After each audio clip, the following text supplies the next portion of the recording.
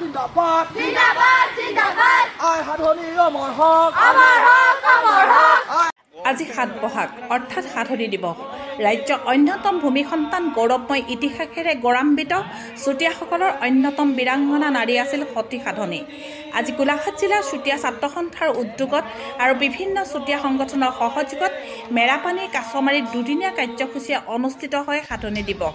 আজি অন্তিম দিনা পুৱা পতাকা উত্তোলন, বৃক্ষৰোপণ আৰু বিভিন্ন জাতি জনগোষ্ঠীৰ সংস্কৃতিৰে এক শোভাযাত্ৰা উলিওৱা হয়। ইয়াৰ পাছতে মুকলি সভা অনুষ্ঠিত হয়। নিশালৈ জনপ্ৰিয় কণ্ঠশিল্পীসকলৰ দ্বাৰা সাংস্কৃতিক অনুষ্ঠান অনুষ্ঠিত হ'ব। উল্লেখযোগ্য যে সতী সাধনী কেৱল যে চুতীয়াসকলৰে এগৰাকী মহিয়সী বীৰাংগনা আদৰ্শনীয় নাৰী তেনে নহয়, সমগ্ৰ নাৰী সমাজৰ বাবে ৰাণী সাধনী আদৰ্শ, সাহস আৰু অনুপ্ৰেৰণাৰ প্ৰতীক। স্বদেশ আৰু স্বজাতিক ভাল পোৱাৰ লগতে স্বাভিমানেৰে মূৰ থিয় কৰি জীয়াই থাকিব খোজাসকলৰ বাবেও সাধনীৰ জীৱন আদৰ্শ অনুকৰণীয়। অসম চুতীয়া সন্মিলনৰ সিদ্ধান্ত মৰ্মে 1948 চনৰ ৭ বহাগৰ পৰাই অসমত ৰাজহুৱাভাৱে বিভিন্ন স্থানত সাধনী উৎসৱ শুভাৰম্ভ ঘটিছিল বুলি জনা যায়।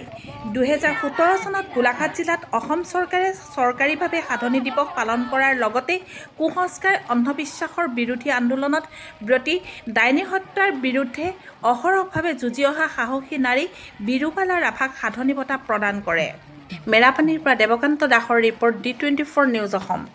জিন্দাবাদ জিন্দাবাদ জিন্দাবাদ আই সাধনী অমৰ হক অমৰ হক অমৰ হক আই সাধনী অমৰ হক অমৰ হক অমৰ হক জিন্দাবাদ জিন্দাবাদ জিন্দাবাদ সদৌ জিন্দাবাদ জিন্দাবাদ জিন্দাবাদ জিন্দাবাদ সদৌ জিন্দাবাদ জিন্দাবাদ জিন্দাবাদ আই সাধনী অমৰ হক অমৰ হক অমৰ হক আই সাধনী অমৰ হক অমৰ হক অমৰ হক আই সাধনী অমৰ হক অমৰ হক অমৰ হক জয় তো চুতীয়া জাতি জয় তো চুতীয়া জাতি চুতীয়া জাতি জয় তো চুতীয়া জাতি চুতীয়া জাতি জয় তো জয় এখন জয় এখন জয় এখন জয় এখন জয় এখন জয় এখন সদৌ জিন্দাবাদ জিন্দাবাদ জিন্দাবাদ জিন্দাবাদ জিন্দাবাদ গোলাঘাট জিলা জিন্দাবাদ জিন্দাবাদ জিন্দাবাদ গোলাঘাট জিলা